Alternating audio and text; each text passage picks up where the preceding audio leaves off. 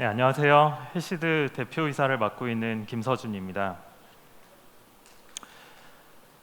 많은 분들이 요즘에 고민이 많으실 겁니다. 1년 이상 하락장이 계속 진행되다 보면 항상 나오는 말이 있습니다. 비트코인은 죽었다. 지난 12년 동안 비트코인은 470번이 넘게 사용 선고를 받았다고 합니다.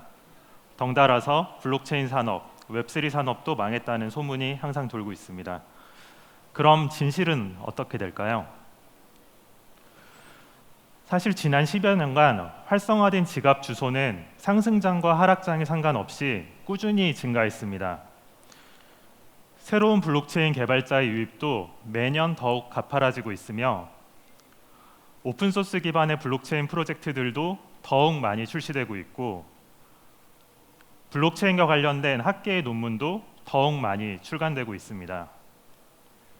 종합적으로 블록체인 산업과 생태계는 여전히 성장하고 있습니다.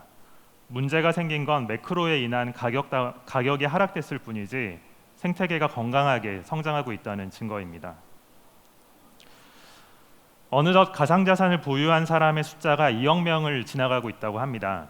이를 인터넷에 성장하던 역사로 되돌아보면은 약 98년 정도에 해당된다라는 비유를 하곤 합니다. 당시로 돌아가서 한번 생각해 봅시다.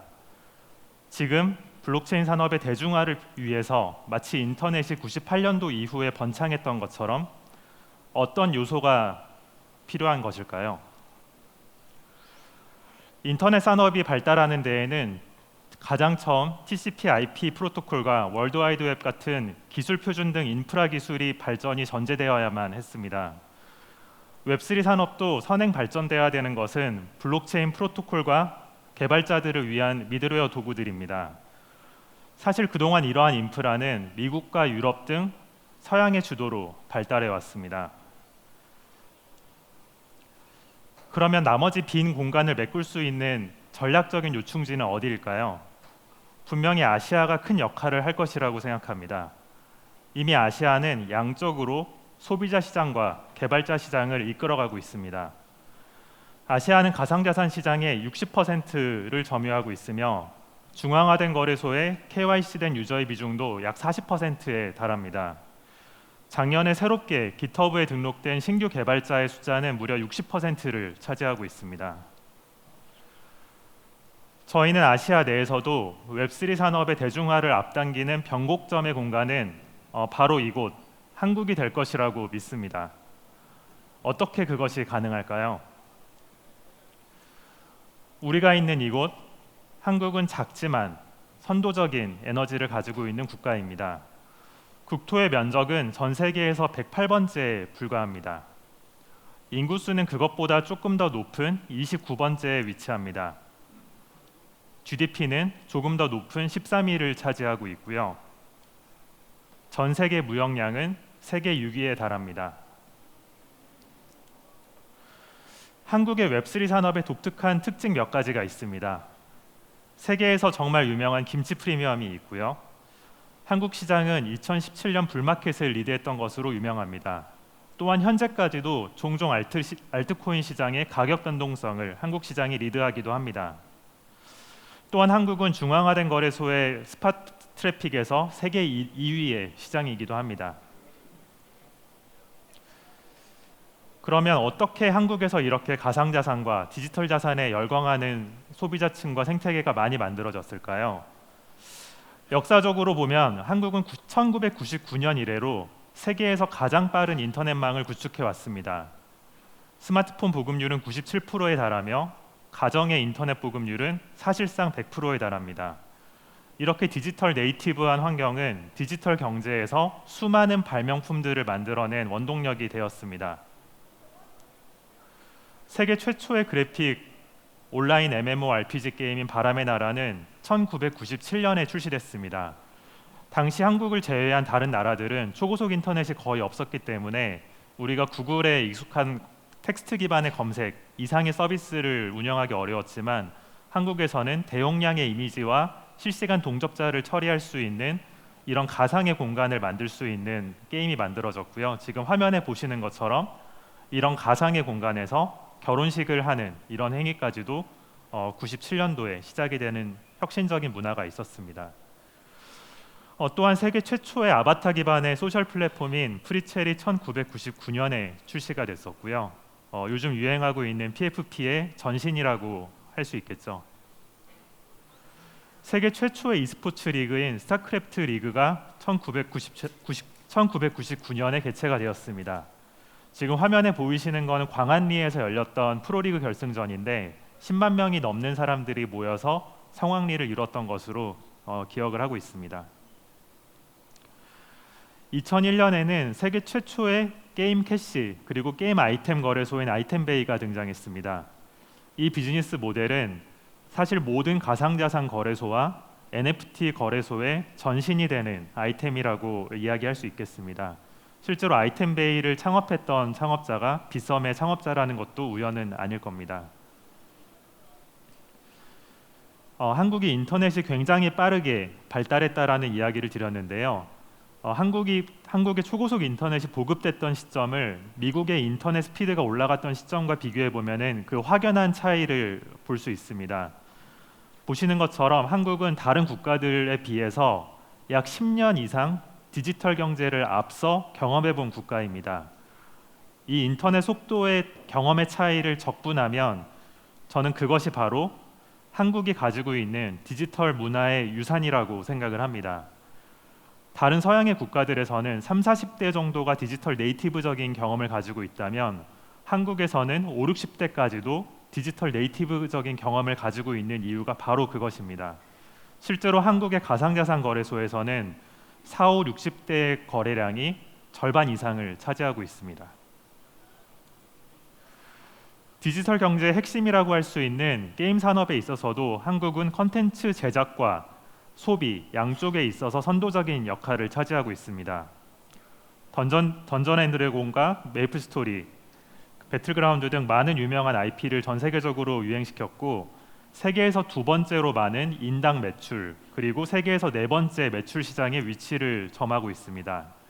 무엇보다 대부분의 한국의 게임 개발사들은 이미 웹3 스튜디오를 만들어서 웹3 시장에 도입할 수 있는 다양한 준비들을 적극적으로 하고 있습니다. 또 아마도 여기 계신 많은 외국인 분들께서 좋아하실 K-팝은 글로벌 음악 산업의 새로운 표준이 되어가고 있습니다. 이미 1억 명 이상의 글로벌 K-팝 팬덤이 존재하며 K-팝은 연 45%씩 성장하고 있는 세계에서 가장 빠르게 성장하고 있는 산업이기도 합니다. 21년 최근에 약 16빌리언 달러에 달하는 K-팝 팬덤 시장은 약 10년 동안 무려 20배 가까이 성장해서 2030년에는 무려 330빌리언 달러에 달하는 정도로 크게 성장할 것으로 예측이 되고 있습니다. K-팝 시장은 이미 웹3를 도입하고 있습니다. 모드하우스는 세계 최초의 탈중앙화된 아이돌 그룹 트리플S를 출범했습니다. 트리플S는 NFT를 이용해서 팬들이 직접 타이틀곡을 선정하거나 유닛 그룹을 선정하는 등 거버넌스를 직접 팬들이 운영하고 있는 세계 최초의 아이돌 그룹입니다. BTS의 소속사 하이브도 업비트를 운영하고 있는 두나무와 함께 아이돌 포토카드를 콜렉팅하는 레벨스라고 하는 플랫폼을 출시했습니다. 한국의 대기업들은 NFT 멤버십을 앞다투어 출시하고 있습니다. 유통업체부터 시작하여 커머스, 금융사에 이르기까지 정말 많은 대기업들이 경쟁적으로 NFT 사업을 추진하며 웹3 비즈니스의 대중화를 이끌어가고 있는 상황입니다.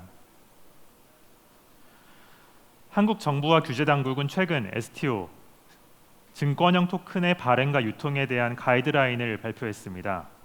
가상자산에 대해서 조심스러운 입장을 취하던 것과 다르게 정부는 STO 분야에서는 세계에서 가장 빠른 사업화를 지원하겠다는 의지를 다수 표현하고 있습니다. 덩달아 시장도 빠르게 성장할 것으로 예측됩니다. 이에 따라 거의 모든 한국의 대형 금융사들은 앞다투어 STO 시장에 뛰어들고 있습니다. 매년 50% 가까운 시장 성장을 통해서 2030년에는 무려 367빌리언 달러의 시장 규모를 만들어낼 것이라는 장밋빛 예상까지 나오는 중입니다. 이렇듯 한국은 많은 혁신이 일어나고 있는 국가입니다.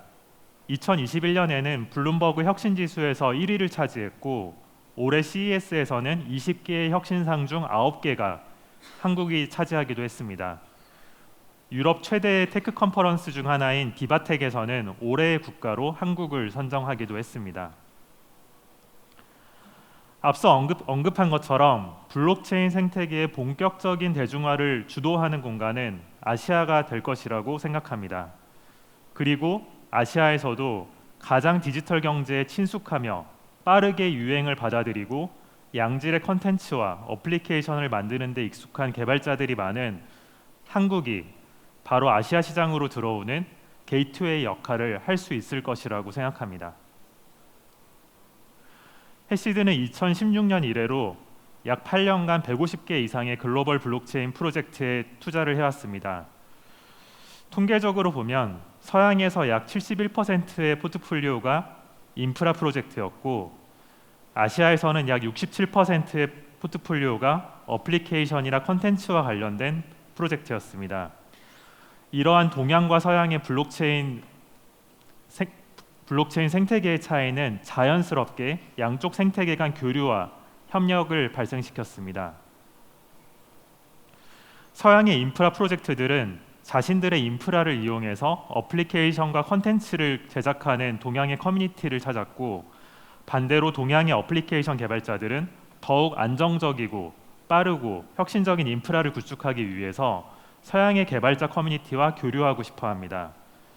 해시드는 이 과정을 촉진시키며 단순한 투자자가 아닌 네트워크 빌더로서 역할을 해왔습니다.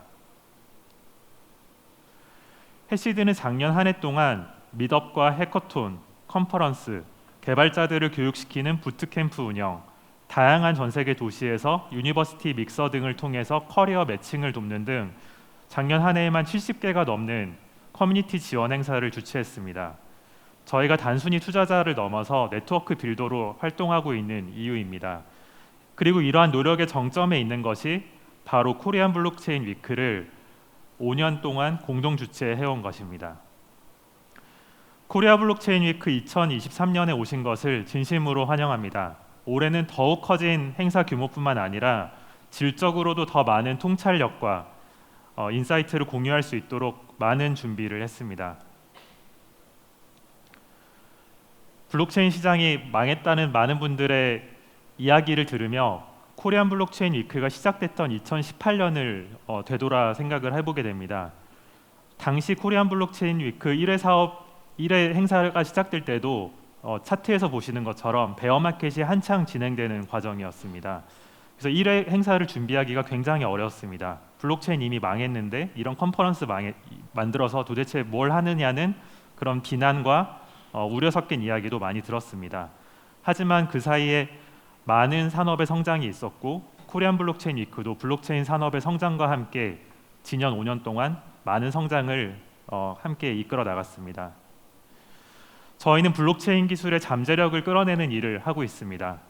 KBW에 참석하신 모든 분들과 함께 더 멋진 웹3 생태계를 만들어가고 싶습니다.